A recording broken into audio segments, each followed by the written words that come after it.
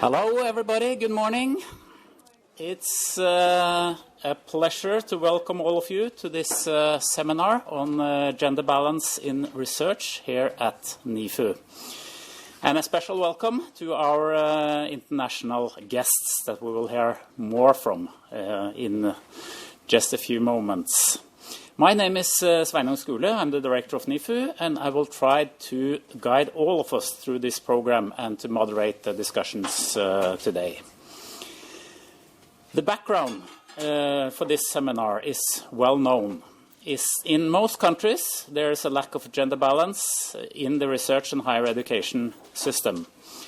In Norway, women have in recent years accounted for about half of the doctoral degrees awarded, but only 31% of Norwegian professors are female. On the senior level, there's a clear lack of gender balance.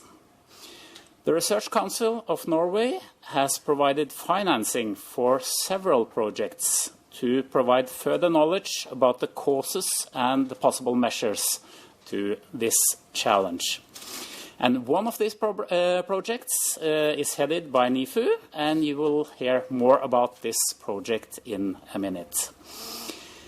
Our project has 4 excellent international collaborators. They are seated here in the front, and you will meet them here today.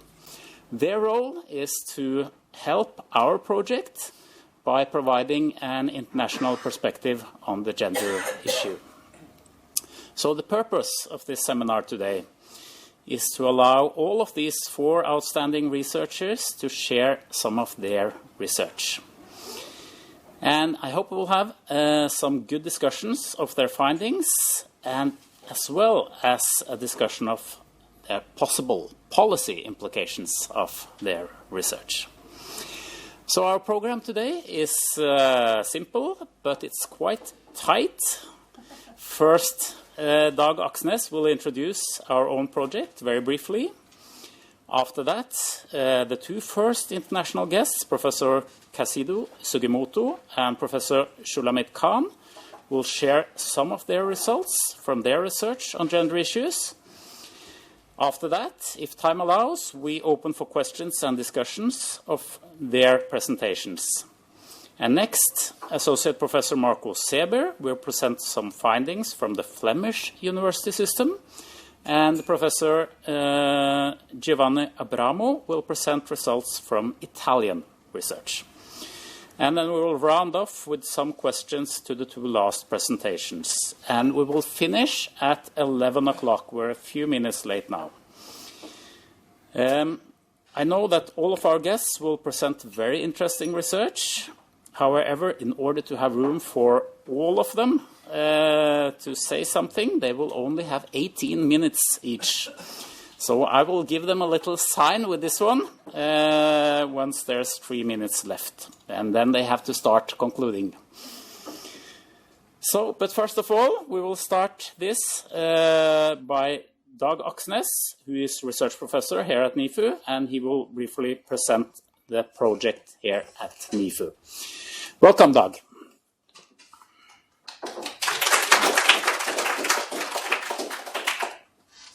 Good morning, everyone, and thank you for this introduction. In a way, this is a launching seminar for our new research project on the lack of gender balance in the research system.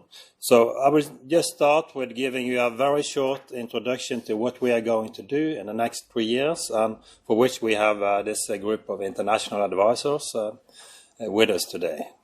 So in a way, our project is origin from the scissors diagram, which you all know probably, that we for a long time have had majority of the graduate students being women, while at the top level, the full professors, the proportion of women is quite low. The recent figure is 31%.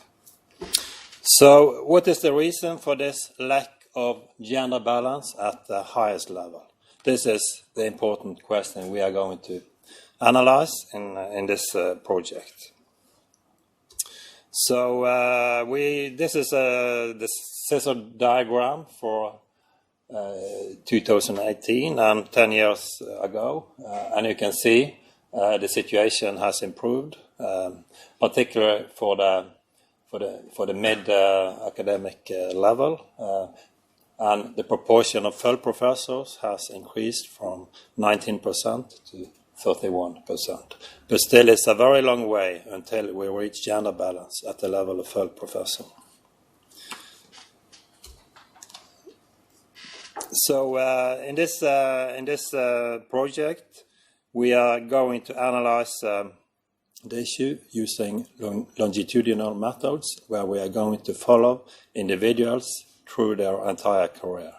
So we will look at PhD cohorts and analyze their career over time. So this is a simplified model showing how researchers may be followed over time, and how some people continue within the system to higher academic rank, while others leave the system.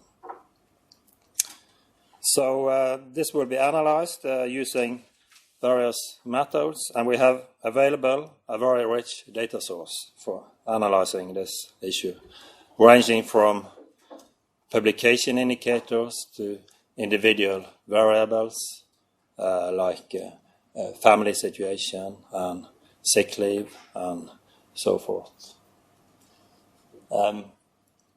So this data set goes back to the 1970s. So this means that we are able to make an analysis of the entire Norwegian research population within the higher education system and the institute sector. So we have 4 work packages. I do not have time to go into these here, but I just mentioned that we are also looking at the Norwegian publication indicator in a gender perspective, and we are also going to do some case studies and effect studies of particular measures that have been taken in order to increase the gender balance. So we have a project group. Some of the members are here today, mainly from NIFU, and we have a group of advisors. 4 of them are here today, and there are also other which are listed in this slide. So I think an advantage of our project is that we combine different sort of competences from bibliometrics, economics, political science, and so forth, in order to analyze this issue. So you will hear more about this project in the future, but now I'm happy to leave the floor to our international guests. So thank you.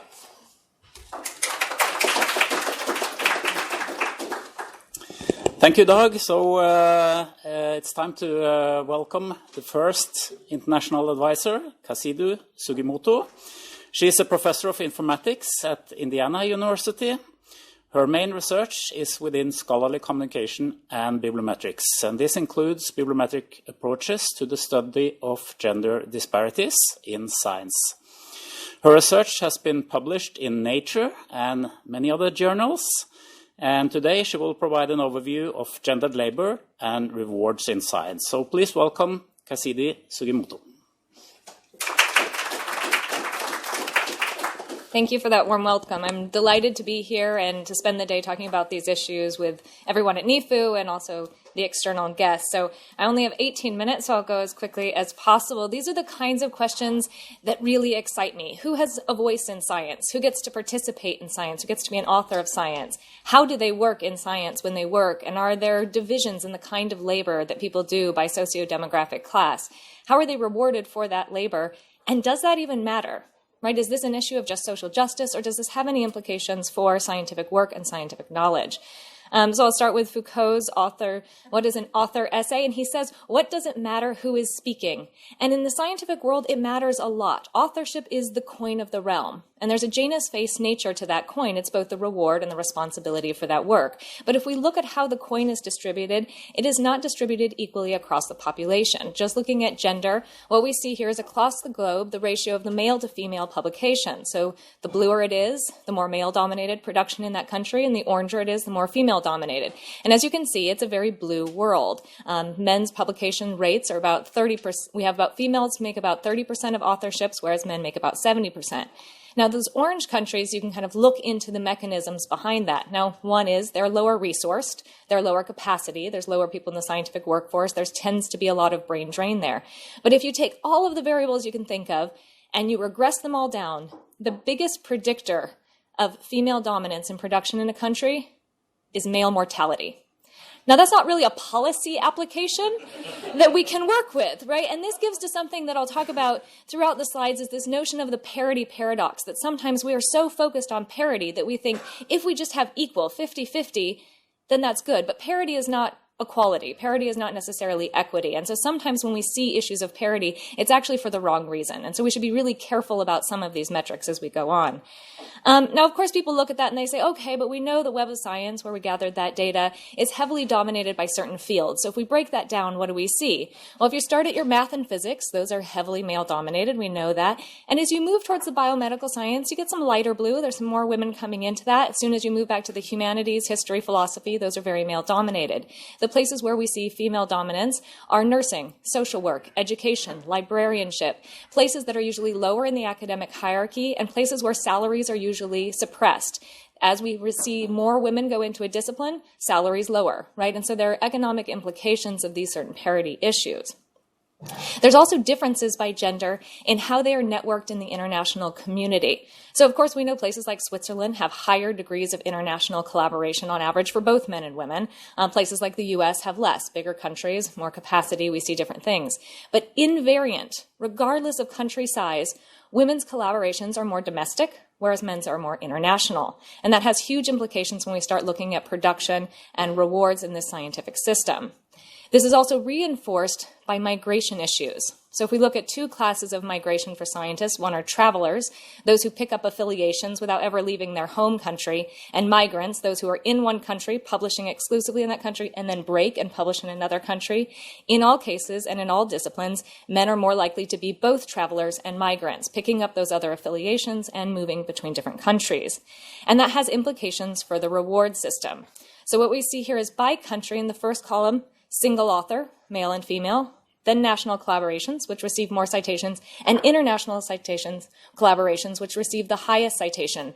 And in every case, if you have a female sole, first, or last author, those are cited less than male sole, first, and last authored publications. So the fact of collaborating less internationally and when being in a prestigious author position of having lower citations has huge effects on their advancement in scientific careers. Now you may say, okay, but those women are just not publishing in high-impact journals. If only they were putting their places in good journals, they would receive higher citation impact. So we looked at that. We said, okay, what is the journal impact factor on average that these women are publishing in? And in many fields, such as earth and space sciences, biology, engineering, and the social sciences, women are publishing in journals of higher impact factor than their male colleagues, yet they are still getting cited at a lesser degree than their male colleagues. Now, you may say, okay, but we know that journal impact factors are heavily skewed, and this isn't a normal distribution. So we took this by deciles and said if you publish in the same journal impact factor at the lowest range, there's really no difference between men and women. As you get to the higher journals, the difference becomes wider. So it's the widest for science or nature, for PNAS. When women are getting through that selective barrier of the most elite journals, that is where they're seeing the biggest discrepancy in their citation value relative to their male peers. And I don't have too much time to go into it here, but certainly in the US context, this is amplified when you start looking at the intersection of gender and race. Women of color face an even greater burden when it comes to being cited. So I'll turn from all these numbers for a second, and I'm just going to introduce you to Ruth Hubbard and use some of her words here. She passed away in September of 2016, but she was the first female biology professor to be awarded tenure at Harvard. And that was in 1974, which to me is strikingly recent for a field that has had gender parity at the undergraduate level for decades. And she was interviewed a few years after tenure by the New York Times, and she said, "Women and non-white, working class, and poor men have largely been outside the process of science making. Though we have been described by scientists, by and large, we have not been the describers and definers of scientific reality. We have not formulated questions scientists asked, nor have we answered them. And this has undoubtedly affected the content of science, but also affected the social context and the ambience in which it's done. And for me, this was a striking quote because I said, is that true? Does it matter who's asking questions in science? Does it matter who's doing it? Right? You're in a chemistry lab. I'm mixing this chemical and that chemical. Does it matter whose hands are mixing that? Is it going to change what we know about the world? So we started to really look into how science is done, what people are doing, and how that might affect what we know. And so the problem with a lot of these bibliometric measures is they fail to capture those things. They fail to capture labor in the ways that we wanted. So one of the things we did is we took the PLOS data set. And it has authorship, but it also has contributorship. Not just that you're an author on the paper, but what you did to merit authorship. And we also have acknowledgments, those sub-authors, labor that is happening but is not enough to rise to the level of authorship. And when we did this, which was a few years ago, there were 5 main categories that were in almost every paper. You analyzed the data, you thought of the experiment, you performed the experiment, you wrote the paper, and then because most of these are biomedical, you contributed some reagents or materials or resources. And then when we looked at authorship, we found something striking, is that the odds of a female being associated with performing the experimentation were much higher than a male. But men were more likely to have done the analysis or be associated with the design, the writing, or the contribution of resources. Now, this became problematic when we looked at how people played with different types of contribution. Because of all the contribution types, performing the experiment was the most isolated from all other things. If you were only going to do one thing on a paper, it was going to be the experimentation. So you had women performing a role that was largely isolated from the rest of the science making, right? They were just executing. They were executing the experiments that were conceived and designed by someone else, and they were not the ones responsible for the analysis of that. So there was this disconnect in the research process. We also see large degrees of misconduct, and I think the diversification and the distribution of labor on scientific teams may have something to do with that. We've redone that recently since PLOS took up the credit taxonomy, which is a much larger taxonomy, and it gives us greater insight into that gender division of labor. So we ordered these by sort of male-dominated tasks to female. So what do men do to get on paper, to make that world so blue? They supervise, they pay, they give resources, they think, they do software, and they edit or review things. They do administration and validation. What do women do? The methods, the visualization, all the analysis, writing the original draft, the data curation, and the investigation itself. That is striking. That is really striking. So what do authors have to say about this when we ask them? So we did a survey. We had about 11,000 responses, but about a little more than 5,000 of them had all of our variables we needed: gender, rank, discipline, number of collaboratively authored publications. We ran all these regressions, and controlling for all other variables, women were significantly more likely to report authorship disputes. Right? So there's something happening in this allocation of authorship that's problematic. So we asked everyone, why? What is the biggest factor that contributes to these disagreements? And both men and women said the same thing: different ways of valuing the importance of contribution types. That was the biggest thing. So we said, okay, great. What do you value most? And strikingly, for the natural sciences and engineering, social sciences, humanities, and other professions, women valued everything more than men, except for one thing: the technical work. That thing with which they were most associated was the thing they valued the least. Right? And so this becomes a really interesting thing in policy implications, as we also talk about women being, subjugated or victimized or placed in this position, but they are also in a position where they're not valuing their own contributions to scientific work, which means they're probably not arguing for places of leadership on scientific papers. They're not recognizing the value of their contribution to this work. So data collection and technical work were both rated lower, both in the medical sciences and there. So in the few minutes that I have left, I'll look at a couple of these mechanisms that might lead to these disparities.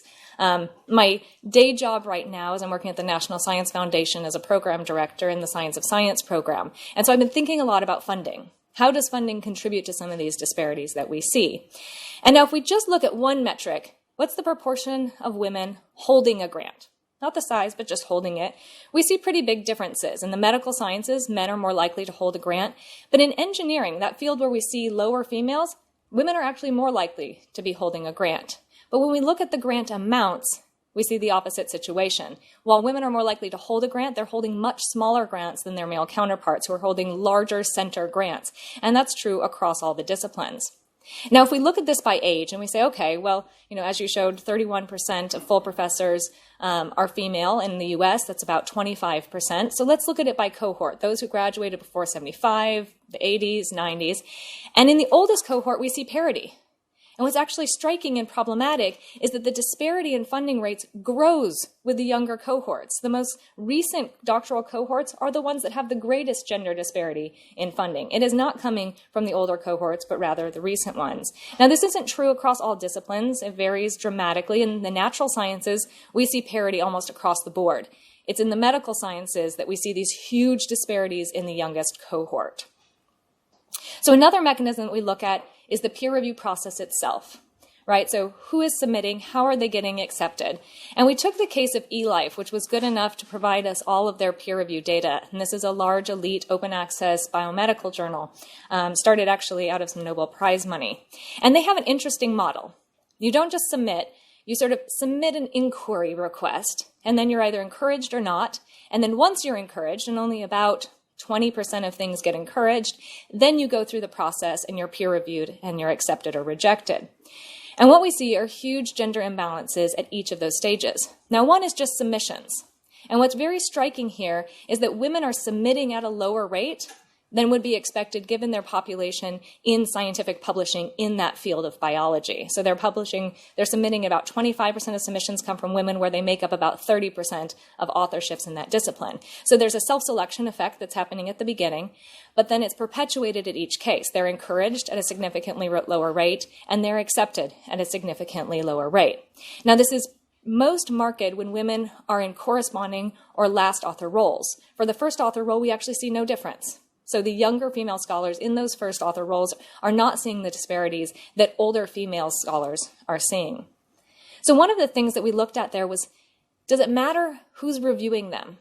Is that a mechanism that might explain some of these disparities? And one of my problems with peer review has always been that the gatekeepers don't always match the authorship portfolios. And so if we look at those gatekeepers, those reviewers and editors, and you see the male to female bias, and then we sort of show that dashed line among our corresponding, our first, and our last. And you can see that our gatekeepers look a lot like our last authors, but they don't look so much like the first authors. We also did this for country. I won't show you the analyses, but they fall on similar things, that it tends to be largely North American gatekeepers with an authorship pool that doesn't look very much like that. And then we looked at it and said, okay, what happens if men are reviewed by all male reviewers? Well, their chance of acceptance is significantly higher than women's for those cases. What happens if it's all female reviewers? Well, we switch it. And it inverts it. It's a mirror image in the same way. Now, there are very few cases in which we have female authors reviewed by all female reviewers, so it's not significant. But if you were to take that and scale it up, you would see the same thing. When you mixed it, suddenly that disappeared. There was no significant difference in outcome when you had mixed gender reviewers. And when we regress everything down for both encouragement and acceptance of full submissions, things that get you accepted is being from a top institution and being male. And things that get you accepted are, again, top institution, being male, and having all male reviewers. Those are your significant mechanisms for acceptance. Now, we've looked at patenting as well, and I'll very quickly just say that the homophilic effects are there in patenting. There's even less female patenting than there's female publishing, and we see similar kinds of things. And we find that women's contributions in patenting are higher when they're reviewed by a female examiner. They're also reviewed faster when they have a female examiner. And the shortest time, the best way to invention, is to be a man reviewed by a male examiner with a male attorney. And those are the fastest through the process. So I bring this up to say that this is an entire ecosystem. I think sometimes we just focus on the pipeline. If we just keep pushing women through the pipeline, things will change. But you have to look at the entire ecosystem. Are there females as attorneys? Are there females as examiners? Are there females as inventors? All of these things contribute to some of the disparities that we see. 3 minutes. Okay, my last 3 minutes, I'm just going to turn one to more of a social mechanism and less of a scientific mechanism. And this is the effect of parenting. So We've been working on a survey right now and just overwhelming response. We had more than 17,000 respondents. We matched that back to CWTS's database for publication so we could get the full publication history of these. And we were able to match back over 10,000 people who had at least one children. For this, I think it was about 40% female, 60% male of our respondents. And our goal was really to look at the effect of parenting regardless of gender, and then to look in and see how that plays out with gender. And one of the things that we played with, I just have 3 minutes, so I'll go through this very quickly, is this notion of dual parents. So we asked people, are you a lead parent? Are you a dual parent? Are you a satellite parent? We looked at a bunch of different variables to kind of ask them and then categorize them ourselves and see if there was an agreement between that. And both men and women were about equally likely to say they were a dual parent. Women were significantly more likely to be in lead parenting roles, but both of them said, I'm a dual parent. So we said, great. And then we asked them, when are you spending time? When are you investing in your children? The red bar is when women are the dominant thing. So we're all these dual parents, but our women are doing a lot more time than our men. When we break that down by whether they're satellite or dual or lead, and we ask the same thing, in every case we see the same thing, is that when women are saying that they're in lower engagement, they're still doing more than their male counterpart. In the dual rate, they're still doing more. My favorite is this one. We ask them dozens of activities. What do you do? How do you engage in parenting? Do you do the grocery shopping? Do you do play dates? Are you organizing religious holidays? Tell us everything that you're doing that has to do with your kids. And the red line is all of the women, and the blue line is the men. You'll see there's only one category where men are more likely to do the task than women, and it's sporting activities. Exactly. They're coaching sports. So I think that's what contributes to their dual parenting. And my favorite part of this survey is we were able to capture people who were in academic couples, so that both have same expectations of labor on them, right? Because you can say, oh, well, one has a stay-at-home wife or a stay-at-home husband, but these are cases where both, male and female, have the same job responsibilities. And we ask them, do you take on the majority of childcare so your partner can focus on their career, or does your partner take on the majority of childcare? And as you can expect, women predominantly said, I take on the majority of childcare so that my husband can focus on his career, when they had the same career.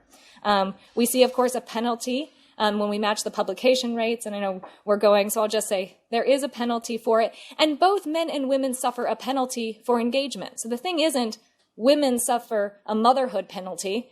Women suffer the parent penalty because they're taking it on, right? If men are to engage more, the more men engage, the less productive they become as well. It is just that they are not as engaged, which is what our data shows.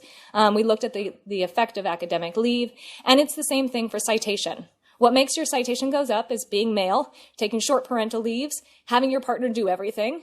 Things that drop and lessen your impact is having more than 2 children, having leaves, and doing more. The more time you are away from work, the less productive and the less your impact is.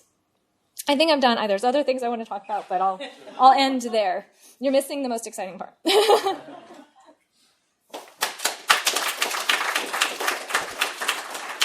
Thank you very much, and I'm sure there are lots of questions and comments to this very, very interesting presentations, and please note them down, and after the next presentation we'll get back with the opportunity to ask some questions and perhaps get the answer to this question here. So, but now I would like to introduce Professor Shulamit Kahn from Boston University. She's an expert on women and STEM subjects, an area with a worse gender balance than in many other fields. So, Professor Kahn has published many articles on the underrepresentation of women in science and analysis of scientific careers. And her presentation is called Gender Bias in STEM Academia, Where It Isn't and Where It Is. So please welcome.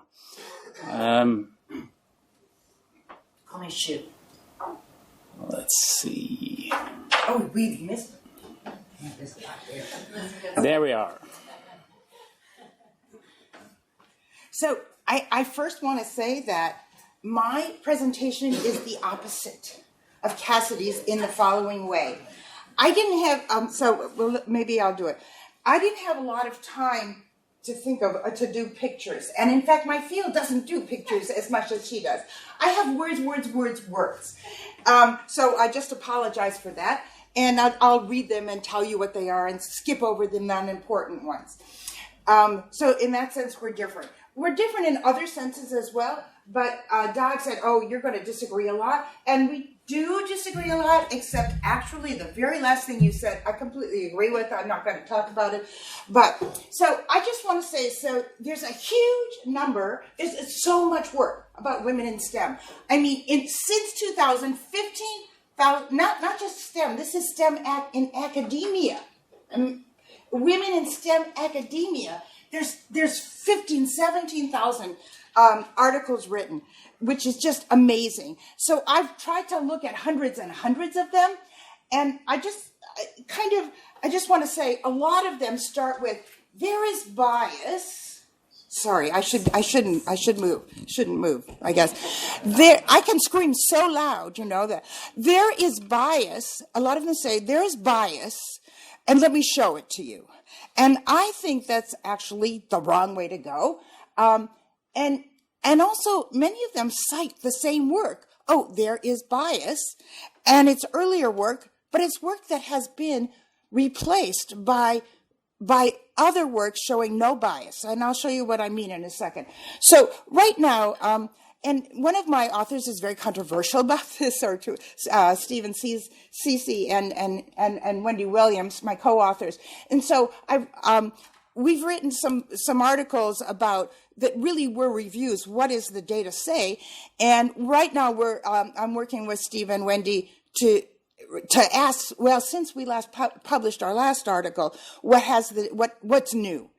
And the question we're going to be addressing is the academic evaluators, is it their fault? Is it that they are biased, and is that the problem? And I personally don't have an opinion about it's their fault or it's not their fault. And I think it's really important not to come with an opinion. Now, maybe Steve Cece has an opinion, I'm not sure, but I don't have an opinion. And so I want to look, I'm an empiricist. I think that you have to look at science. So I'm going to talk about tenure track hiring, all of these different points in careers that there might be biased evaluation. And in fact, Cassidy was talking about some of them. And I'm saying, let's look at all the literature that we know about on that and see. And, I'm not bringing preconceived notions for sure. We're scientists, let's do science rather than so I think of it as let's science, kind of inform our opinion rather than our opinion inform our science. And I just want to give you an example. So Becky Blank, who I know quite well, so when she first did her very famous experiment of double blinding in American Economic Review, really one of the first double blinding experiment, or the first one, excellent experiment, except what did she find? And I have looked at in the literature. In the beginning of every article on women in STEM and in STEM academia, there's this part of it that says, and here's the summary of what's happening. And it's that really gets me. Because most of the people say, look, Becky Blank found that there was bias against women. And then Steve Cece goes, well, Becky Blank says that there's no bias against women. And when Becky Blank did it and I knew her, here's what she said. We don't find any significant results. There might be something there, but whether or not it's significant, let's go ahead and double blind because it's the right thing to do. Okay, so the thing is, people bring their prejudices there's another thing that really gets me. There's no single answer. And I was asking last night a lot.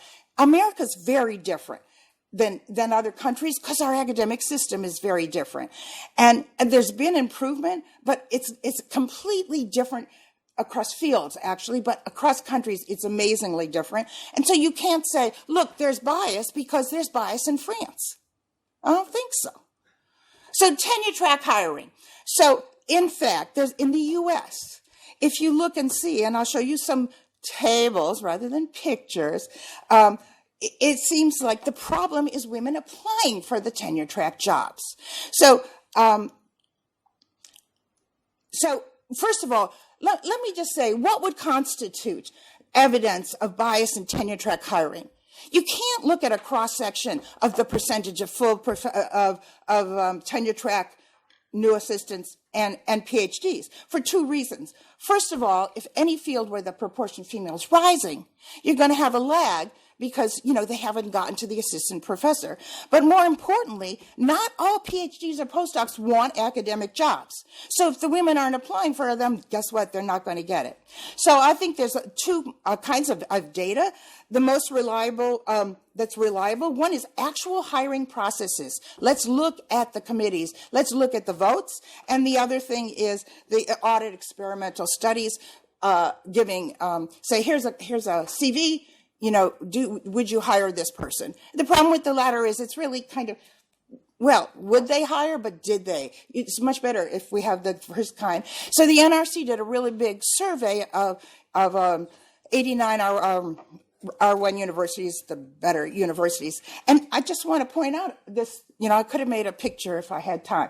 But this is what it says. It says, for instance, this is the most extreme. Electrical engineering, the percentage of applicants are 11%. The percentage that were offered the position was 32%. So the evaluation is biased towards the women. Now, it might be because they want that token woman on their department. I'm not saying that's not the reason. But all around here, this column, the right column, is much higher than the left column, and especially in math-intensive things. So you can't say they're not getting offered. They're not applying. Here's another one from a large public university of the same kind of a thing. Percent offers 26%, percent of female, percent applied 15%. You cannot tell me that it's, that it's the committees that are hiring that are the problem. And there's more, evidence of that. Now, in Europe, things might be different. And so, there's some stuff in Europe, or some articles like this new one by Regner, who just kind of dump on our articles that we said that science is not sexist. Well, too bad. But we're not saying science is not sexist. It's quite clear to me if I look at her evidence, she's not wrong. In France, it's different. I just want to say, so you cannot use one article and say it applies to another country. But everywhere, there's a lot of evidence, this from the same NRC, the percentage who apply for a tenure track position is very different than the percentage of getting PhDs. So, and in DOG, when I saw your picture, I said, okay, what do they do if they don't go to academia? That's what we should be studying. Because in other things I've done, they're not going to industry. And industry is where the big bucks are, by the by. So the other kind of thing is audit study. And I don't have that many minutes, but this is from my co-author, Cece. He did a really good correspondence. He said, would you hire this person? And they didn't know it was about gender because there wasn't and it was the same CVs. And he found no bias except for male economists. So this is another case where you will find that there's a difference across fields. Economics is bad, much worse, even than engineering. They would love to have women, and therefore, they're in terms of hiring from CVs. Okay, another older survey from 1999 was just academic psychologists. Steve Cece and Williams and Cece's was a variety of fields. This showed that there was a difference in job, in a CV. It's another CV. Would you hire them? But that was in 1999. I really believe that there's been a change over time. And the most cited article is not about faculty hiring. The most cited article is faculty hiring lab assistants, undergraduates. And I believe her. I believe that there was bias against women. Students are notoriously biased against women. Women, they think that they're not as good as the men in science. That is a problem. She finds gender bias, but get what? That's not what happens when tenure track's hiring. In tenure track hiring, people get a CV and they look at the CV. If you're hiring a lab manager who's an undergraduate who has no evidence of having done anything, you do what we call statistical discrimination. let's say maybe the men would be better for what you want. Probably not, so I don't think it is. But the truth is, it wasn't tenure track hiring, and yet, and this is my one of my pictures, the green thing is how much, that last thing, that's not about academic tenure track hiring, how much it's cited as being important to show you why in academia there are not women in tenure track. That is absurd. Okay, and in general, the dotted line here are the ones that show no bias. Grant awards. It difference by country, difference by time period, difference with and without controls for productivity. And we could probably agree on this. But once again, the most highly cited article is by Wennerus and Wald.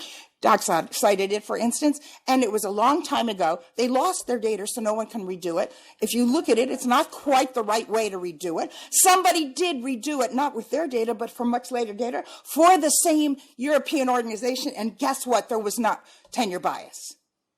Okay, so it's possible it changed over time. I'm perfectly happy to believe that there was a huge difference over that decade in whether or not I know the granting agencies are very aware of gender bias, but and here's another one. There's these great meta studies of 20 or so articles about about grants, and these guys found an average 7% bias, and then the same guys or same combination of guys said, well, and I assume they're guys, but they're not. There's at least one woman in there. But anyway, so they say, O'Mara, she's the last one. They say, let's look again with better methodologies. And they found no gender bias. Okay, and they themselves said, this is what you should look at. The last one was not true. So guess who gets cited? First of all, there's the blue one, which was from the 1990s with the lost data, which is very old. And even among the two meta-studies by the same authors, the one that gets cited the most, slightly more, is the one that's earliest and finds gender bias. This is NIH, which is different than Cassidy's, and it shows you the percent, let's see, what is it? The grant rates, success rates by gender and type of application. And if those two lines are not exactly the same at the bottom, I eat my cake, whatever it is, whatever expression. So the same proportion. Now, these are the original RR1s. What's happening is that women are not doing they're not applying for second ones, or there's something wrong at the top. So I would agree with Cassidy. It's at the very top that there might be. And it's because, though, why? There's no publication controls here. Guess what? The men published more, and that's why they're getting it. And so there's a lot of studies at NIH where the big money is these days. No offense, NSF is less than NIH these days.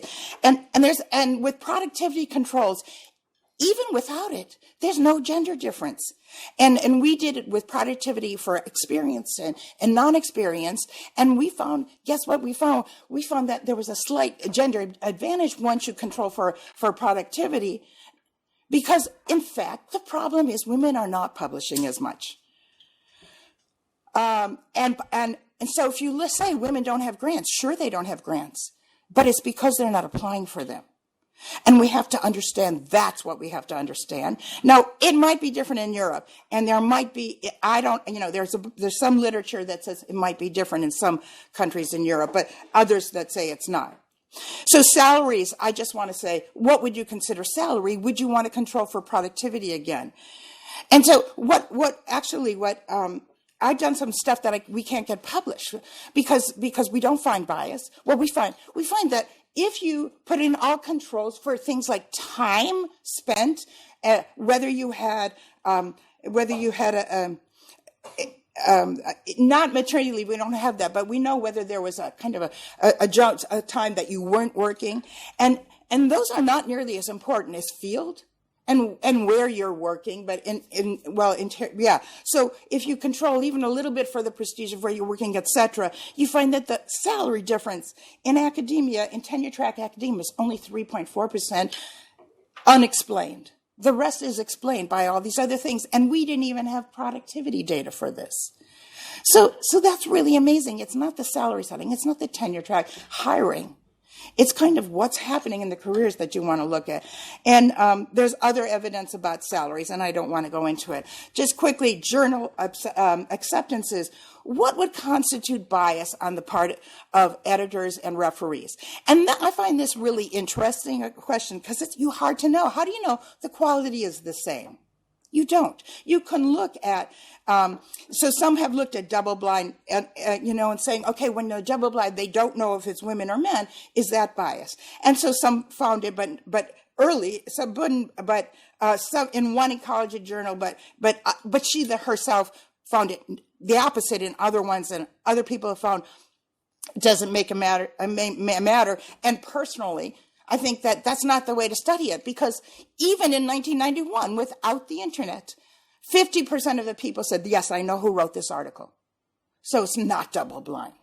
And let alone now, every time you can just put in the name and you know whose it is. So we can't know if women and men have the same quality. We can look at acceptance rates and there's a bunch of things that have been done that don't tell you. In economics, a really great article recently being, it's not published, but it's an NBR working paper, which is as good as being published in terms of citations. And what they do is they say, if they were equal, then the articles that are published would have the same citation rates and the articles that aren't. And they find that women's articles that published in those journals have higher citation rates. And that might mean that, in fact, it was biased against women, because only the better articles, and there's another person who looks at that. On the other hand, I think even they say, but it could have to do with field. They didn't do a control. So tenure, and I would say that, so this is a picture from an early article that we did, but this is how long you spend not getting tenured. The dotted line is the women. So if you look, there's one picture that looks different than the rest. Which of these pictures are different? That's economics. But in the rest of the pictures, they sure look like they're getting it. They're both getting tenure, which is a big deal in the United States compared to here. And in some fields like engineering, they want to have women. They're getting it faster. It might be different. So the takeaway, gender biases in hiring academic is not what it is. In the U.S., you have to get the women applying for them and wanting them and wanting to stay in them. I don't think there's a very much bias at all in the grants that I've seen. The problem is women are not applying and reapplying. That's a big problem. And in journal acceptances, there's not, you might find a little bit here and a little bit there, but I don't think that's it at all, given the evidence that other people have shown that I've read. So, and tenure and promotion, some fields may be biased, some countries, but overall not. And what we're seeing is that publications are key. And if women don't have publications, they're not going to get promoted. They're not going to get tenures. So we have to understand that. And I guess I would say that we have to understand, and that's why I'm saying we're ending up at the same reason. We have to understand, why aren't women publishing as much? Why are women applying for grants less and not looking for tenure track jobs? What are they doing instead? And then doing that, and I think that family is a huge part of it. But then you have to ask yourself, what are you supposed to do? Make the men stay at home? There's a famous article about economists that said stopping the clock. And does it help for people if you can stop the tenure clock? Because 6 or 7 years up or out in the United States. And so that one article says, oh, guess what? It doesn't help the women. In fact, it could hurt them. You know why? Because people say, when did you graduate? 2010? Oh, it's 2019 now. This happened in a meeting a few weeks ago. It's 2019 now. Let's compare you to everybody who graduated in 2010. But you were taking care of 2 women at the time. Of 2 children at the time. Sorry, not 2. 2 children at the time. So guess what? You didn't produce as much. No surprise. Give her another 2 years. Every single meeting I stand up and say, you didn't take into account maternity leave. And because it's not taken into account. And so but if paternity leave, if men take it, they have more publications by the end because they're not really taking care of the kids. So I would say you have to look at the dynamics, and you have to give women kind of say, okay, maternity leave. You have to figure out a way that having children is not going to stop your career, and having children is not going to penalize you. And if you can figure out that, you can figure out the problem in Norway, in the United States, and everywhere.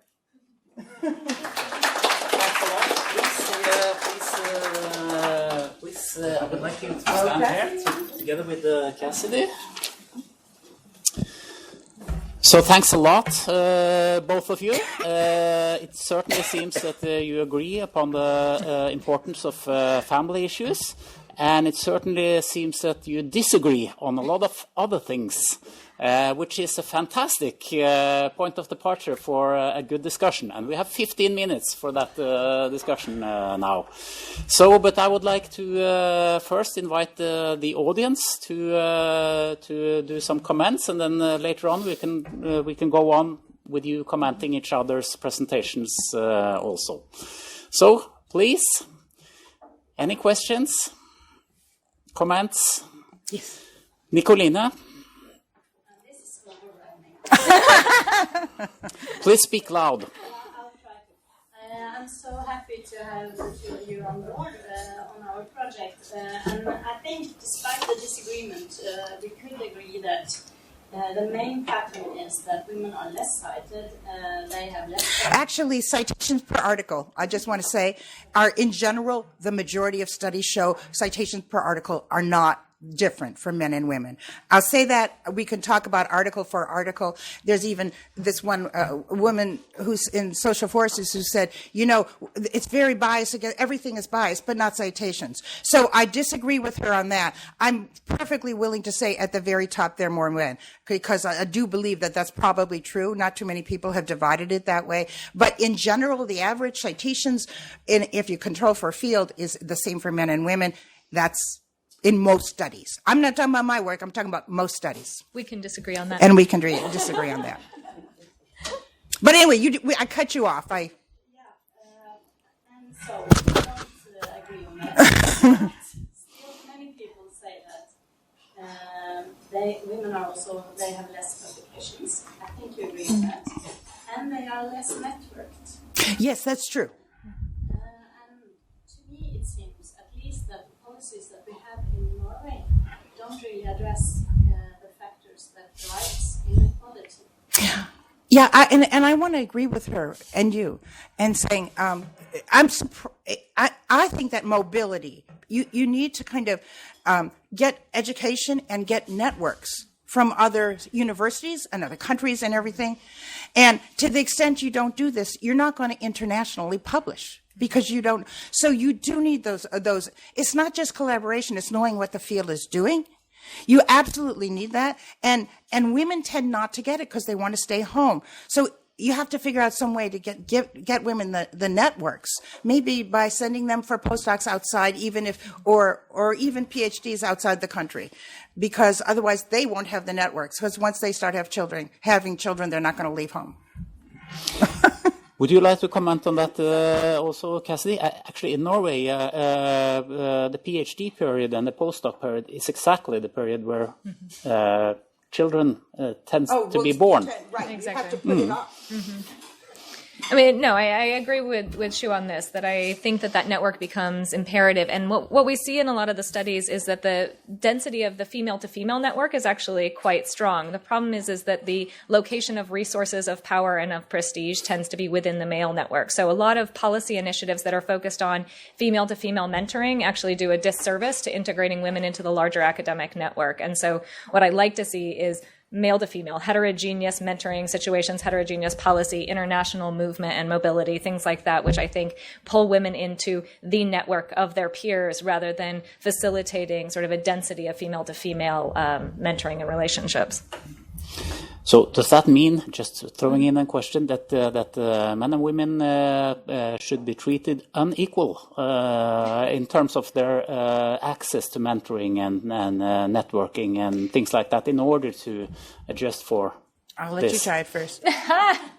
I am sure we disagree on this. And yes, I actually am very much in favor of unequal treatment in a lot of these things. I actually am a huge proponent of quotas in the academic system to deal with a lot of the disparities that we see. Well, as you may imagine, I don't love quotas because what happens is that you want the excellence to be there. And so what you want is to get them, and I'm perfectly happy to send them abroad, send women abroad more than men, to have workshops where you tell women how to apply for a promotion. There's a lot of things that you can do. Now, you might offer it to men too, because frankly, the men are doing it anyway, but if you want to do affirmative action and do it more to women, I think that's true. But a quota system would be saying, I want to have women whether or not they're as good, and I don't think you need to do that, and I don't think you want to do it. I think what you want to do is get the women doing the research. Several questions now. Doug first. Right. I think there are some tensions in your research. So I could see us working together very easily, actually.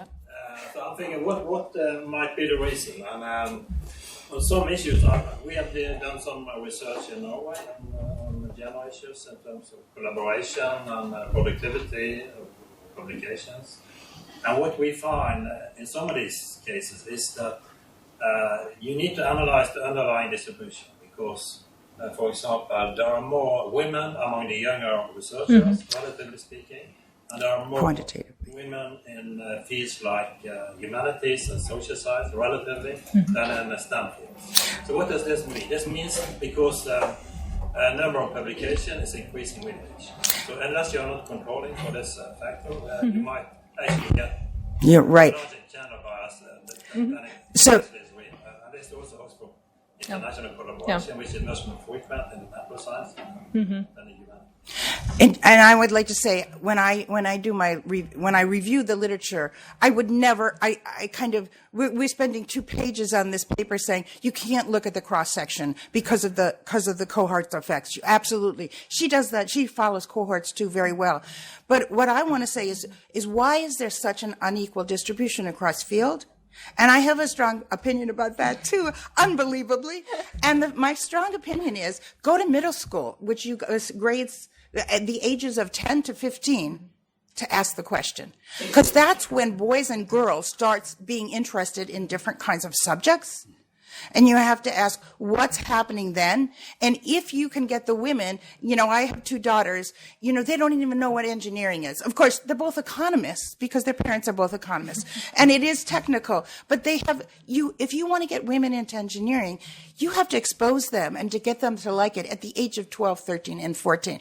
And so that's what I think is where it would really be important for us to be kind of putting policy. Well, I mean, on that note, on your children who've all followed in The Economist and haven't fallen far from the tree, one of the studies that I actually love is showing the biggest predictor of that interest in advanced physics classes for high schoolers in the United States. And the biggest predictor was having a woman in the community who was a physicist, right? Being able to see a woman as a physicist and do it. And that's why I'm actually supportive of quota systems, in that it shows you that visible mentor, right? It shows you a visible role model that you can move into. And I think that has a huge effect on what happens. Now, in biology, women have been out-matriculating men at the undergraduate level for 2 decades, and we still haven't seen a change in the professorship. So I don't think the only place that we need to deal with this problem is at the high school level. We couldn't agree to disagree. Okay, there is another question from Mari Teigen, who's head of a large research center studying gender issues in research from the Institute of Social Research. Okay, thank you.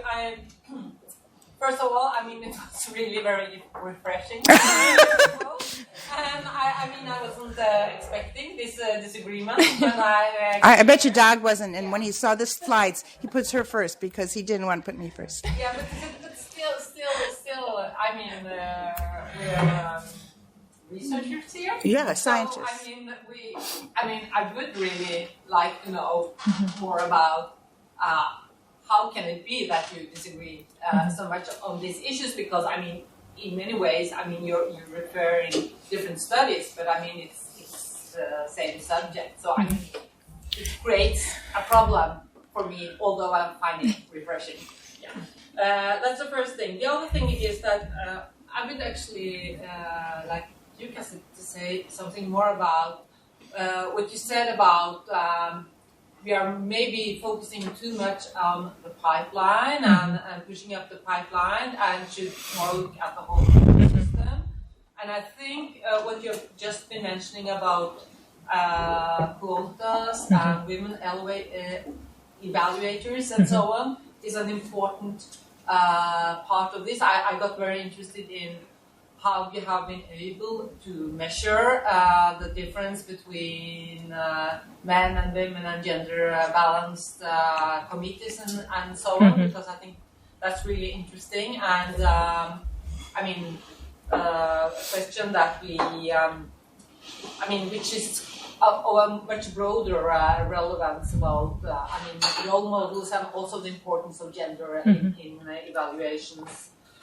But I also wanted to have a comment on, because what you said different times, several times, Kahn, was that men publish more, and that's why they succeed better. But don't we need to also have a debate about why? What is the saturation, or what is... And whether publishing more is a good thing? Whether is that what you're saying, whether publishing more is a good thing? Yeah. I don't think... Okay, I don't think that neither Cassidy nor I are going to change all of academia. I mean, 17,000 articles on the same subject is ridiculous. And there's not a, if there's a, well, we won't talk about consensus, but I think is too much publishing in a sense, and it's too important, but it is important, and there's nothing we can do about it. But also, kind of the best articles, they're not any more of them because you can't pay attention to that many articles. But, we're not going to solve that. We could try to solve getting women to publish more or publish in great places. We can try to work on that. And I do believe in having women teach high school very much in physics and math. I think it's wonderful. Well, and I would say getting men to publish less would also be fine. But, I mean, Shu has brought out a lot of really interesting things about taking discipline into consideration, which we do in all of our things. We look at field normalized indicators. But the matter of it is women are wildly underrepresented in places like high energy physics, which can have an authorship list exceeding 5,000. And so if you're not being sensitive in your bibliometrics, men just generally, even taking high energy physics outside, are on larger collaborative groups. So if you're not fractionalizing their production, then it's always going to look like they're producing more. Are they producing more sort of units? That's debatable. To your pipeline question, I find the pipeline metaphor really problematic for a lot of reasons. One, because the metaphor of it leaking is just disgusting to me, so that alone is problematic. But it also assumes a trajectory that is false. So at least in the United States, the majority of PhDs do not go into academe. So the default is not academic. And so thinking about those as failures, I think, is really problematic. So I agree with Shu as she ended that we have to look at the larger ecosystem of career pathways and how we're ensuring that there's equal opportunity and access to each of those pathways, one of which is academe, but that certainly shouldn't be the only pathway. But I want to end on your first question about our disagreement. And in some ways, we don't disagree at all, because I don't know if I did, maybe I did, but I don't think I said the word bias in my entire slideshow. I talk about disparity, and that's a really important distinction for me of disparity versus bias. And Shu talked about bias. The studies that I show and the studies that Shu showed disparity. Even if women are hired 32%, even though their application's only 11%, there's still a disparity there. Now, you can talk about expected values and how you want to do it. But the one slide that I didn't show about Does It Matter was a publication we did for Lancet in February. And what we looked at was in the medical profession, whether you were taking into consideration sex as an analytic variable, whether you're using cells or mouse models or human subjects. And as you can expect, for a long time, we've only used male mouse models because we said, because of the ovulatory cycle, we don't want to put those in because women are too variable. But 7 out of 10 drugs withdrawn from the market are withdrawn because they have adverse effects for women, because it wasn't tested on women. And what we found with authorships is that women were significantly more likely to take sex into account to study both sexes and to study women. So the amount of women in biomedicine changes how much we know about women. And women are half of the population and 100% of the birthing population. So that matters. It matters who's asking the questions of science. They're designing research projects in a different way. They're interested in women's health issues. That makes a difference. So again, back to my quota issue, back to my disparity issue, I think it really matters who's asking questions in science. It's going to change what we know about the world. So that's where I fall on that. It's about disparity. And I would say I agree with her about medicine. It really depends. It really depends. But one of the things that really is striking to me is when we did our analysis of salaries, and women in the United States are not going into industry. And that's a problem because that's where the big money is. And control within with controlling for a field, they're not going into industry. So actually, when Doc says they go off, if they were going to research in pharma, that would be wonderful. So in private pharma, because a lot of things are happening in private pharma, you just have to go to Cambridge, Massachusetts and look and see all those buildings of people doing private pharma. So, but the thing is that women aren't going there. So that's another question. So why aren't they going into high quality research in the private sector as well is a problem, I would say. So there's a lot of things that we want to look at for sure. And it's not like I do think that medicine is biased, and I could tell you various ways. I do think it is. But that's what I'm saying. I'm basing it, I think it's more biased than a lot of other fields. Thanks a lot for this very interesting discussion also. We have to move on in our program now. And I know there are several questions in the audience, but perhaps we will get some time in the very end to come back to more questions. But now I would like to introduce Marco Seeber. He has just been appointed as an associate professor at the University of Agder. Previously, he worked at the University of Gent. Seeber is a political scientist who have worked on a variety of topics relating to higher education system. And his work includes analysis of career tracks and the use of metrics for career decisions. So his presentation is titled Evolution of the Gender Gap in Academia in the Last 25 Years, Insights from the Flemish University System. So please welcome Marco. Hello, everybody. Thank you, NIFU, for inviting me, and thank you, Doug and Nicolene. So it's really a pleasure and a challenge to come after so wonderful speeches from Cassidy and Shu. And okay, so this is probably the 15,000th work on gender gap. I think it's relevant to the audience because it applies to European systems, which shares many attributes as Norway. So the question that I'm going to explore in my presentation are very general and relevant, I think. So whether there has been a change in the gender gap in the Flemish academia over time, the last 25 years, focusing especially in which career stage we observe that the gender gap develops, and what factors can explain this gap. So let me briefly summarize. We have been discussing this already during these conversations, some major perspective on why we have, after all, a gender gap in academia. Well, one elephant in the room is called composition effect. So one argument is that we observe a much smaller share at the professorial level of women professors, basically because there used to be less female at the PhD or postdoc level in the past. So the implication of this reasoning is that over time the gap will narrow by itself, or largely because of this composition effect. A second point of view or perspective argues that there is a bias, an homophily effect, namely that most of the gatekeepers that make selection in academia are males. Humans display a tendency to liaise with their similar peers, with similar traits and culture and backgrounds and so forth. And as a result, we have less women being able to climb the career ladder.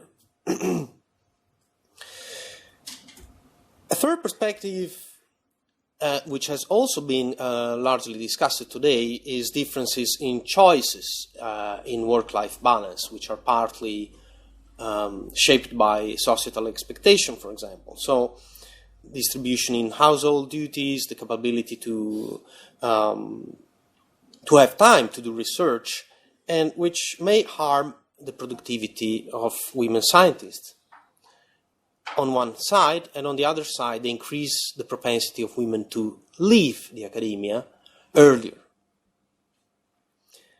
So one expectation that we might derive from this reasoning is that if over time the roles in the society of women and males become more similar, we might observe also a similar propensity to leave the academia over time. Fourth perspective is about performance, also largely discussed, and we have to notice, however, that the productivity gap depends also on the measures that are used, that it has gradually disappeared over time, so it's not that large anymore, apparently. And that on the other side, when productivity is taken into consideration, in some cases, in some contexts, women have higher chances despite lower productivity. But the overall implication is that we should expect a lower capability to climb the career ladder if this is in place. And finally, societal expectation about the characteristics of people that should hold certain roles may also be part of the explanation. With these assumptions, women may not necessarily find more difficulties in climbing to any roles, but only to specific roles to which there is some expectations attached. So the analysis that have been conducted is on the Flemish higher education systems, using a very large and rich database, which to many extent resemble the datasets available for NIFU. So it covers more than a quarter century, 70,000 scientists, and all the career tracks of the people coming through the Flemish university systems. The structure of the careers in Flanders involves two steps at the junior level, so PhD and postdocs, and we have four steps at the senior level, so an assistant professorship in tenure track, associate full, and senior full professor. So empirically, I think we should distinguish two very important mechanisms that could explain why a certain category of scientists is less likely to get a professorship or whatever role. This leads to a specific techniques which is called survival analysis. So you compare the competing risk, the probability of having left the academic career or climbed the career ladder compared to the status. So, for example, if it takes, suppose, on average 5 years to get a position, if the potential candidate leaves after 3 years, this is counted mostly as a propensity to leave the career ladder.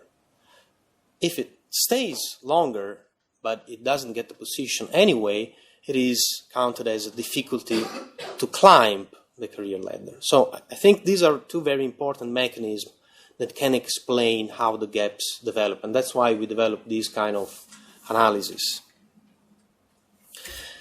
We took into consideration all the career steps. Many of the existing works only focus on getting a tenureship, for example. You have to consider the entire career path. And changes over time in these different risks. This is also something new and very relevant, I think. And finally, differences across disciplines. And the wealth of the database allows these different questions to be explored. So in terms of variables, the dependent is exactly the competing risk of leaving or climbing the career ladder. and several independent variables, so most prominently in this case, of course, the gender, but then many controls like mobility of scientists, nationality, language. In Flanders, they speak Dutch, so if Dutch nationality is used as a proxy of the language compared to other foreigners, the kind of foundings, scientific disciplines, university, age, and a time trend in a specific test. So let's jump to the results. First, we do observe over time that the share of women increases both at postdocs and professorial level, and the gaps between junior and senior positions tend to narrow over time. In terms of PhD capability to graduate or to leave, we see slight differences by gender, so women are more likely to leave, and at the same time they are less likely to graduate from a PhD position in Flanders. Take into consideration all the other covariates, of course. In terms of a PhD graduate to obtain a postdoc position in Flanders, so it's the next jump in the career, we do not observe a significant difference. And we have to bear in mind that there is no difference in the capability to access competitive funding schemes. So this suggests there is no, the gap cannot be explained in another way. So female and male are equally capable of winning competitive fundings, which is associated with higher career chances in Flanders. Let's go to the access to professorial positions. We do observe a gap. So what this table tells us is that the gap produced in the jump from postdoc to assistant professorship is mostly due to a difficulty to climb the career ladder. So part of the effects in when the gap develops in this step is due to a higher propensity to leave, so to say. But the effects of having difficulty to climb the career ladder is 2 times stronger. This effect is smaller from assistant professorship to associate professorship, but is still significant. But then disappear. So what we might conclude is that the gap, at least to get to tenured positions in the professorial position, is mostly at the early stages. So time is also a very important dimension. We observe that over time, in the last 25 years, with a specific test, we observe that the gap in the propensity to leave between male and females have reduced, so they have become more similar. But there is no difference, no improvement, so to say, in the capability to climb the career ladder. The gap has not changed in that respect. Finally,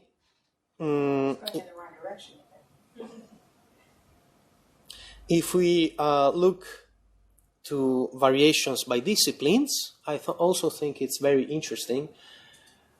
Well, if we take an homophily perspective, we expect that the gap is larger in male-dominated fields. Well, that is not what we see, because the gap is not larger in engineering. Actually, it's one of the smallest gaps. It exists everywhere, but it's kind of interesting, much stronger in medicine, and reflects what we have been discussing before. So there are some important disciplinary variations, and in social sciences. So there is no clear pattern relating gender gatekeepers and probability to leave or to climb. So some reflection about the implications, specifically on the Flemish system. Has the gap reduced? The answer is yes. But, so overall, and in the propensity to leave, but not in terms of the propensity to climb the career ladder. It's there and it's stable over time. What stages? This is also very important for policy implications. It's not, sorry for the expression, a leaking pipeline. So there is this conception often that the more you go up and the steeper it gets. And it's more and more difficult to get to higher positions. That is not the case in Flanders for academia. So it's mostly at the early stage of the career that the gaps develops. So post-PhD graduating and especially postdoc to assistant professorship and partly later on. Some reflections about these findings in light of the major perspectives. Do we have a composition effect? Yeah, partly it appears to be so, but we still have a gap in promotion, which is mostly explained by difficulty to climb. So it's not all going to be solved only through a composition process. In terms of the homophily effect, it's a little bit problematic because if we look at patterns by disciplines,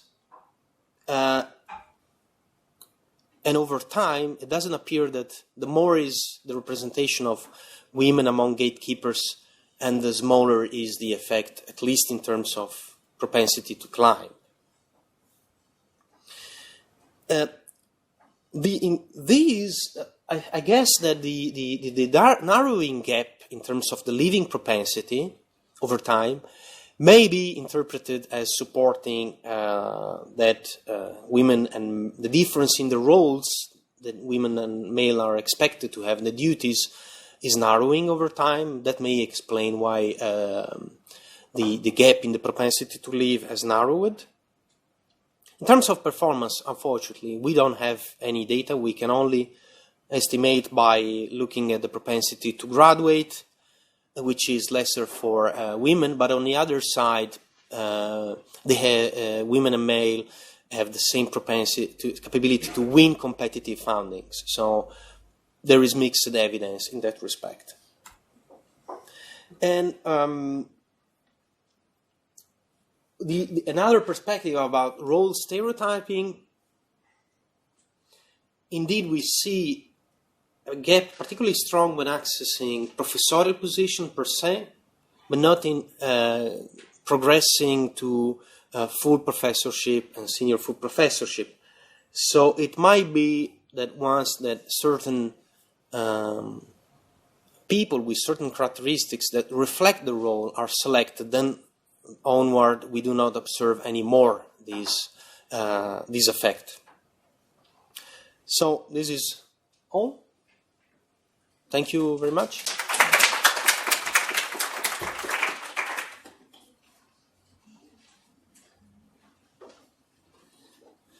Thank you very much, Marco. We will do the same thing as we did previously. We will go on to the next lecture, and then we will come back to questions and comments afterwards. So now I would like to introduce Giovanni Abramo. He is a professor and head of the Laboratory for Studies in Research Evaluation, which is part of the National Research Council in Italy. He has published many articles within the field of bibliometrics, particularly relating to performance measurement and their relation to gender issues. And this is also the topics for his presentation today, which has the title, What Would Happen If We Distinguish the Research Performance of Scientists by Gender? So please welcome Giovanni.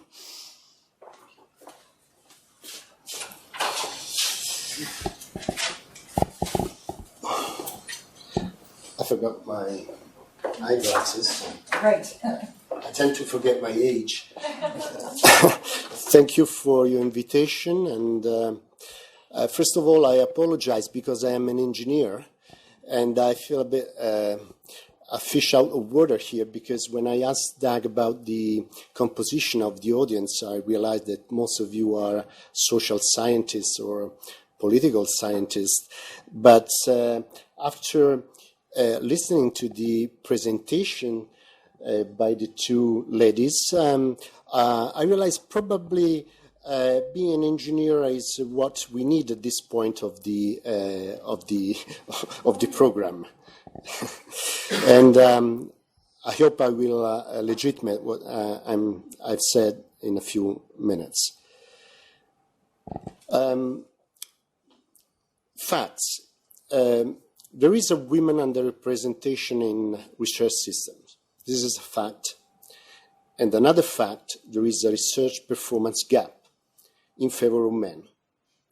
And we carried out a studies a few years ago, and we showed that in the Italian system, this gap is explained among the top 10% scientists. We notice this huge gap between performance of women and men. But in the rest of the population, the gap is negligible. And what's the implication of that? To be a top scientist, you need to spend plenty of hours in the lab. But if this is the case, why are we surprised that the representation of men is higher than that of women in research systems, in universities? If the performance of men is higher, well, then that's legitimate. If a university receives 25% of public funding which goes to universities based on their performance, there is always an incentive to hire people who can guarantee a high performance. Well, then we ask the question, why should we increase the representation of women? Well, we have to solve this dilemma.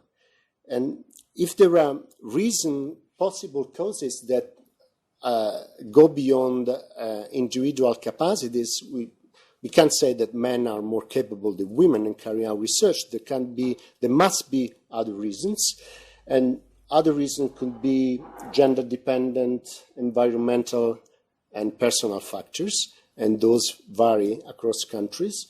There could be discrimination, or it could also be a problem with measuring research performance, in particular research productivity. And we'll get into that later on. So the question is, one of the questions is, how do we address the shortfall of female professors in the short term? In the long term, well, we have to tackle the causes that underlie this evidence, this phenomenon. Well, there are two answers, among others. One is the Eindhoven Technology University way, and the other one that I provide is distinguishing the research performance of researchers by gender. Do you know the Eindhoven Technology University? Can you summarize it? Yes, sure. Here it is.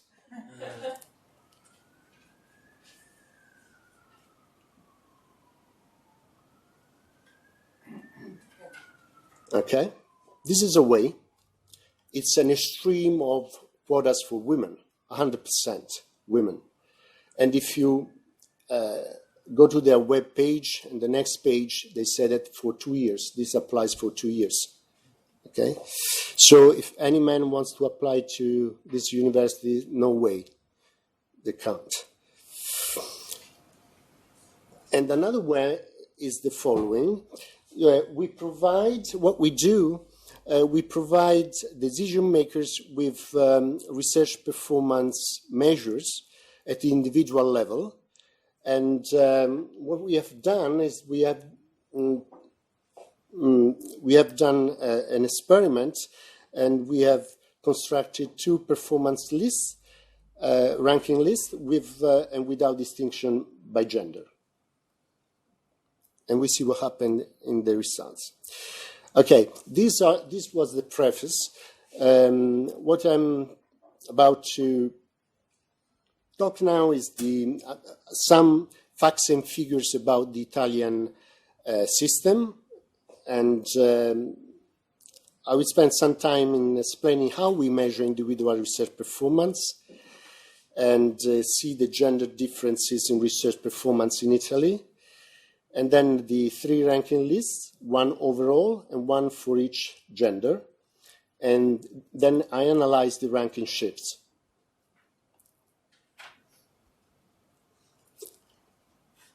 Okay, this is something similar to what Doug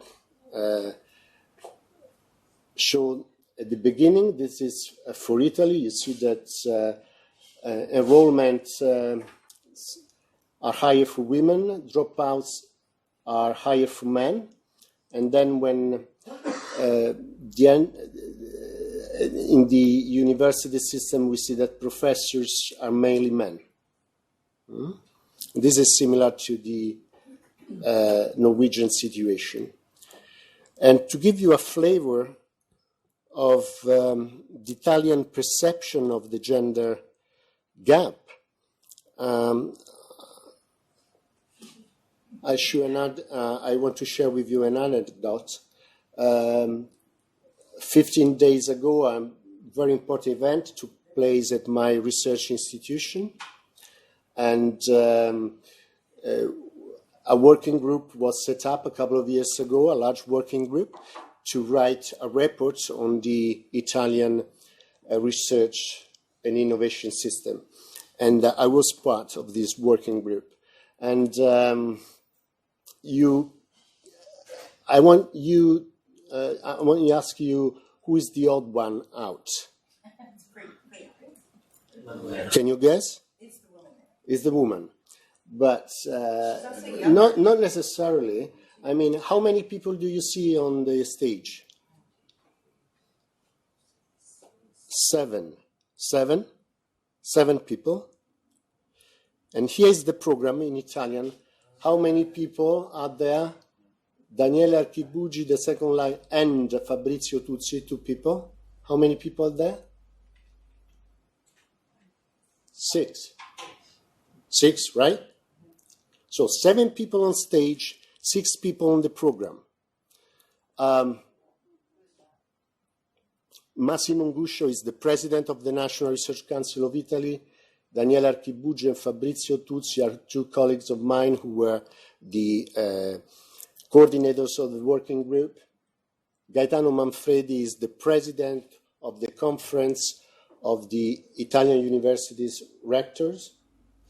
And Lorenzo Fioramonti is the Italian Ministry of Research and University. And Giuseppe Conte is the Prime Minister in Italy. So why are there 7 people on the stage? My colleague Emanuela Reale, who is the woman, received a call at 9:00 a.m., an hour before the program started, and she was asked to sit on a stage without speaking, though. Okay. And actually, she was the report consisted of long list of tables and figures and 4 chapters. She was in charge of one of the 4 chapters. Daniele Archibugi, one of the coordinators, was in charge of another chapter.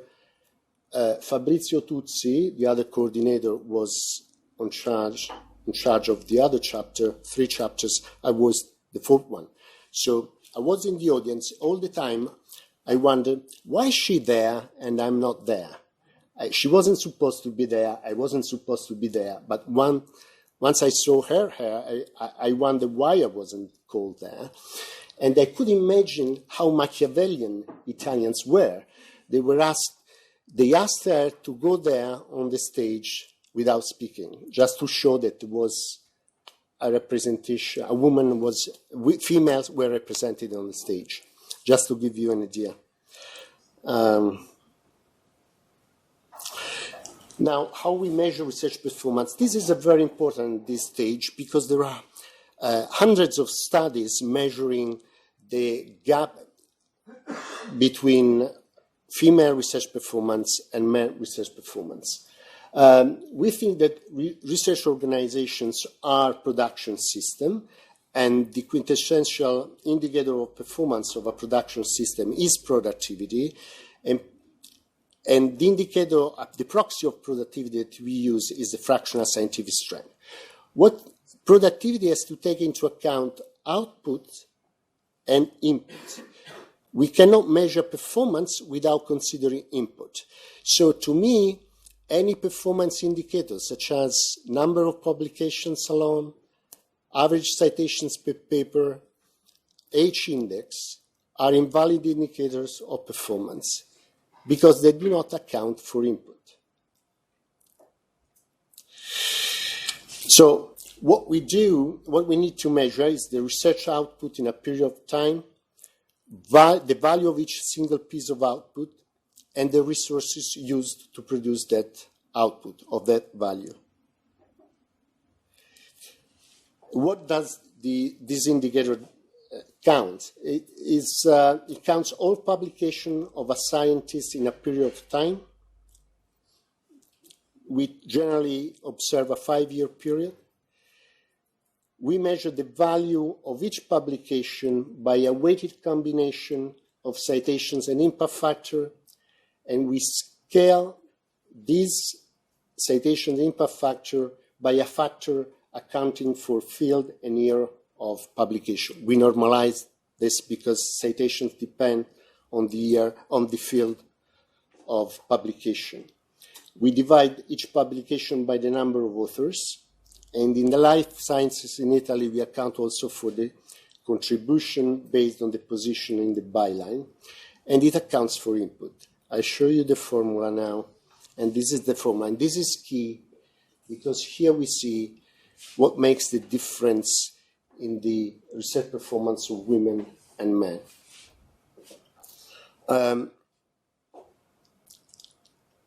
You see, we normalize, we take into account inputs, and that's the average salary and the resources used to carry out research, which is K.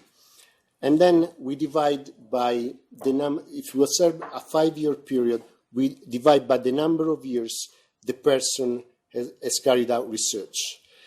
But we don't know about the hours devoted to research.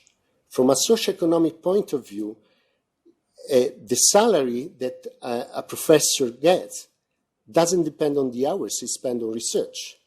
So there is a shortfall in this formula because we don't know exactly the hours spent on research.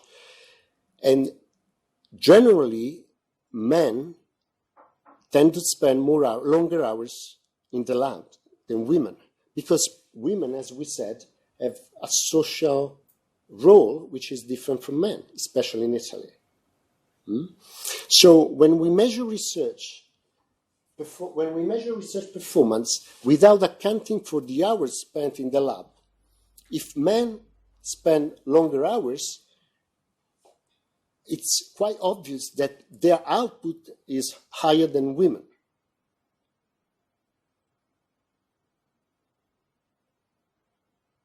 This is a key point. When we measure performance, there is a bias there in favor of men because we lack this information about hours spent in the lab.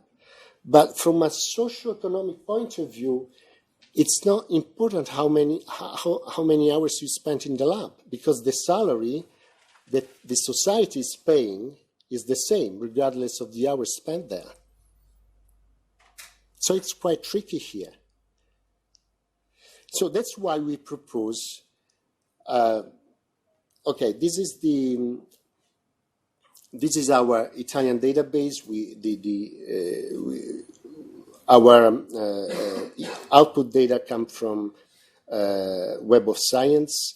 And there is, we also have a database maintained by the Ministry of Research, which indexes all professors, their affiliation, their academic rank, their gender, and especially their field of research. We have 370 research fields, and they are grouped into 14 research areas.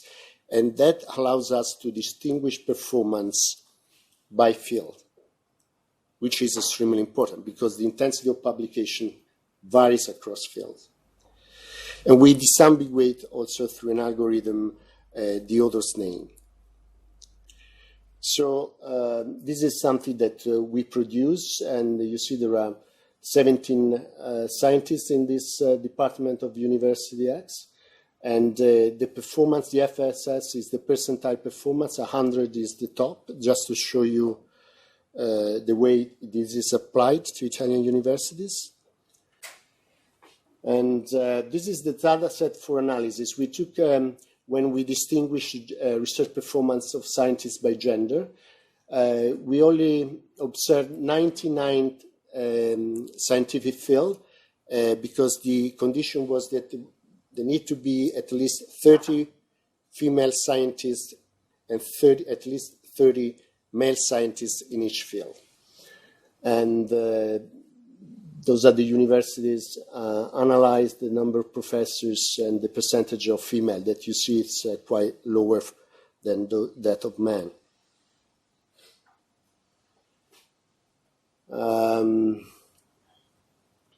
That's the FSS by gender, and you see that in all areas, from mathematics to industrial information engineering, performance of men is higher than that of women in all areas. But there are few fields in few areas where females overperform men.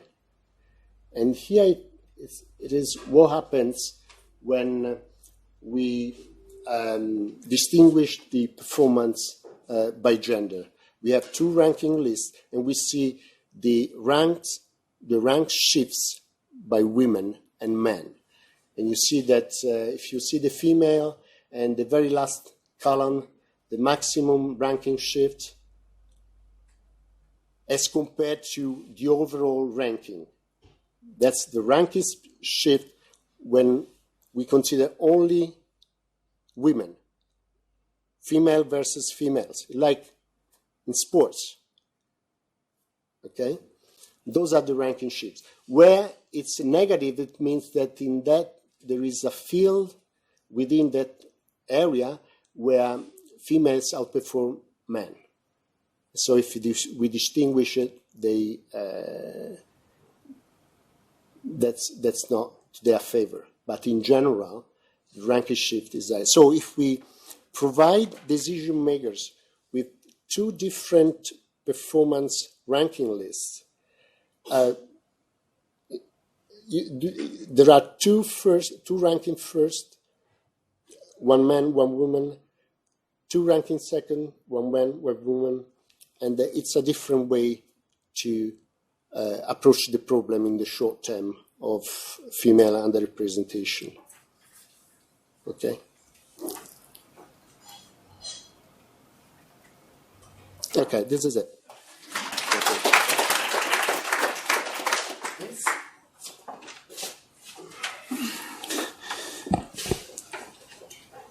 Thank you very much for, again, two very interesting presentations and I think some very controversial ideas about how to solve the gender issue in the end there.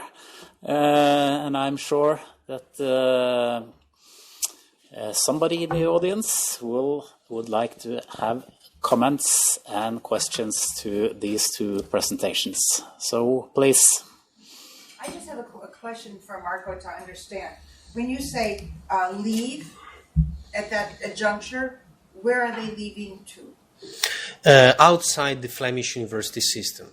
So the sample there is whether basically they go out of the database. That means that they might have moved to another system or moved to a non-academic career. So we don't know that they're being turned down to be assistant professors. We just know they left at that point of time. Indeed, sure. Okay, just wanted to clear.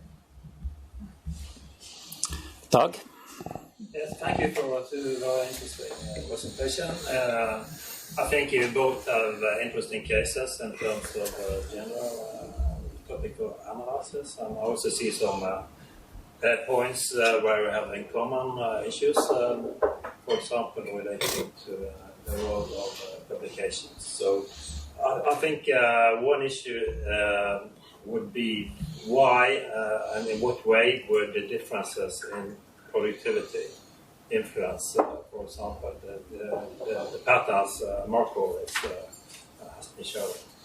So I think, as we know that publication metrics is being used in hiring processes, that issue is maybe explains some of the problems in terms of the lack of gender balance in higher positions. So maybe we have some reflections on this. Yes. Yeah, that's why. I mean, that's just basing a decision just on output without considering the input can always favor men, especially universities tend to hire top scientists, and top scientists to be such need to spend longer time in the labs, and if they consider just the output, there is no way women, apart few exceptions, can look better than men. And so there is a way, especially if there are incentive systems for universities to hire the best people. So would the solution be not to place that much emphasis on publication metrics and hiring?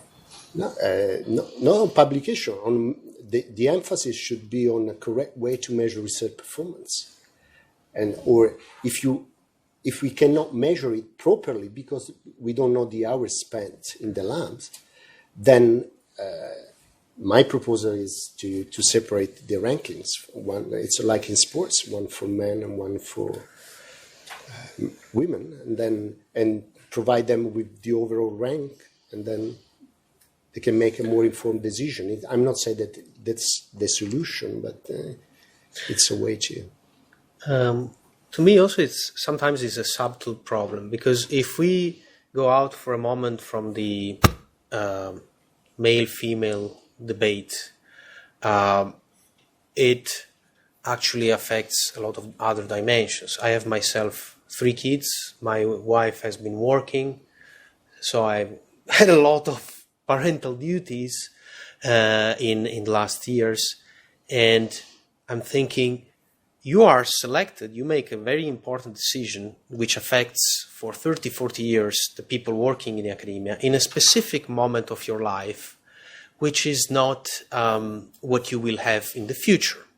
So I'm thinking a smart policy should be able to take into consideration that when you make this decision, you are then affecting the future for decades, but it's made in a very special moment of the life, and you don't want to sacrifice other aspects of the life of people. I know I've learned that in a pillar of Norwegian society is the balance between family and life. You should be very smart into designing a better academic career, better criteria, which preserve other dimensions as well. So I learned that in Germany, for example, they have rules that avoid many problems in terms of homophily, in terms of internal career and so forth, because they have to move from one career steps to another. But at the same time, more than half of German professors do not have children. So everybody.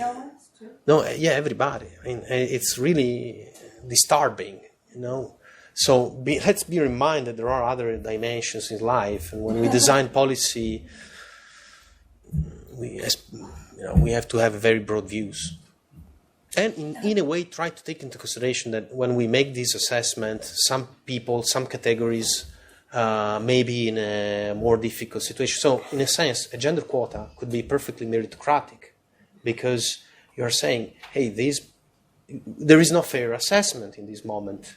So, it's a very complex problem. Eric? Thank you. One of the issues that the remark that you brought up, which I was going to ask the first speaker about, was the mobility, international mobility aspect. And your talks are hazard models, or you're also just watching them move out of the system, for example, yourself.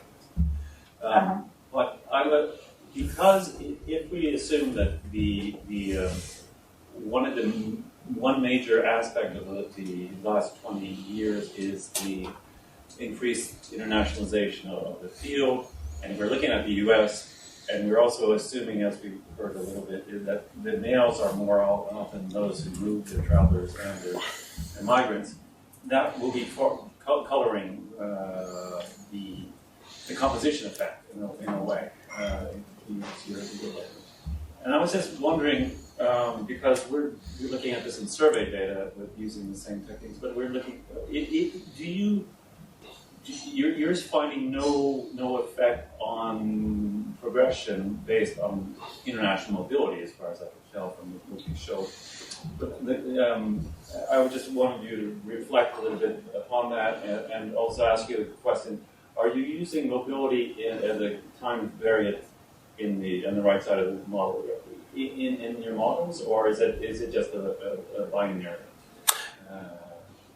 So the mobility and the nationality, so we have the nationality, and then the mobility means... So the nationality doesn't change, mobility does change. Yeah.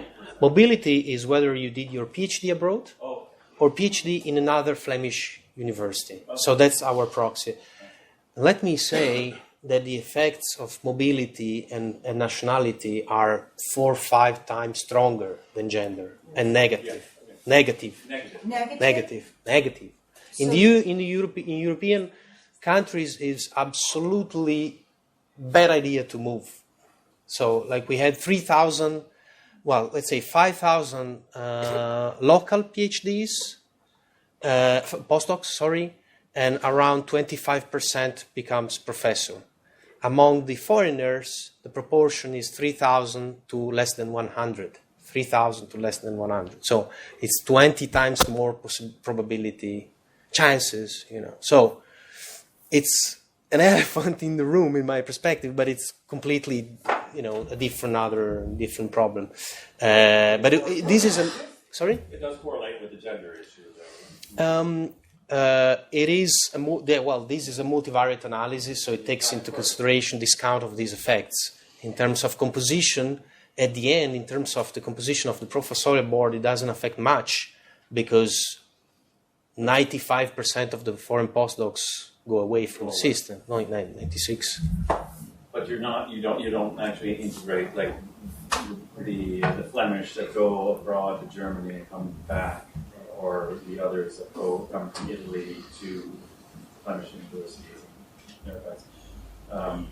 There's just recently an article in Norway that the foreigners coming to Norway account for a larger portion of publication, for example, in the 10 people. So that's the effect I'm a little bit interested in. Also mentioning that in the Moore survey, we're looking at the same basis, and we're finding an effect of mobility, which seems to be curvilinear. It sort of creates, like what Alice Lamb talks about, this extended apprenticeship period. It looks like mobility increases that propensity at one end, but it also speeds up your progression on the other end. So Can you explain that a little bit more? The fact that we're saying. Well, but very briefly. We can. I have a presentation in Atlanta that looks exactly at this issue. We're trying to untangle which end is up, but we find a positive effect of mobility on progression from the time from PhD through R2 to R3. So from postdoc to assistant is the only juncture really. But it uses survey data, so we're looking at self-reporting. Okay. Yes, one very brief question here. It was just some quick reflections. Firstly, when we're talking about gender, we're talking about the binary concept. And I was very interested when we talked about BNE groups as well, because I think this is the elephant in the room. And certainly from Oslo Met's big discrimination seminar last year, it's one that Norwegians can't even gather any data for, which I think is a huge gap. Thirdly, women, it's not that women, black and minority, and it's not that women don't want to go abroad, it's they probably do a very quick risk analysis on the tolerance parameters of their marriages and and think that this is going to go really bad, and trying to be a single parent, whether it's in academia or as a career, is way worse than having this whatever going on. And I come from the International Organization for Migration, so the UN Migration Agency, and I'm also very concerned about the cumulative effects of whether it's underemployment or lack of career progression, and the financial effects, because that's something I haven't heard being quantified at all, especially when it comes to pensions, for instance, and financial vulnerability. And then just very, very quickly, the last thing, when it comes to migrants who are coming abroad for academic purposes.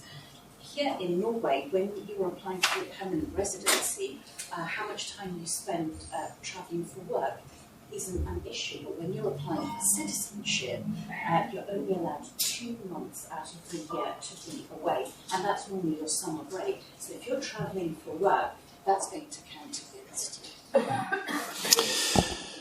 Some very good points in the end there. I think we'll have to stop the discussion there for the project as a whole. You can continue the discussions for the whole day, and perhaps for those of you who still have questions, I think maybe we can stay around in the room for some minutes. But we're ending the official program now by thanking all the 4 international guests for providing us with very interesting research, very interesting perspectives, and I feel very confident that our project will benefit a lot from this input, and also that the broader public here today has a lot to take home to their own research and their own work with the policy making in these issues. So I would like to finish off with a large applause from to all of our international guests. So thank you, all of you.